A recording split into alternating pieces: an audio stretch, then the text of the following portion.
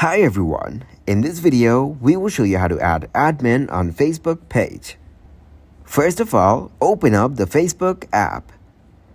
Once you get into its app, click on the menu option from the bottom right corner. Then click on the switch icon beside your profile. Once you get into your profile, click on menu from the bottom right corner. Now tap on Professional Dashboard from here. Then scroll down in the Professional Dashboard and tap on Page Access. Now tap on Add New People with Facebook Access. After that, click on Next and now search for the account you want to give the access to.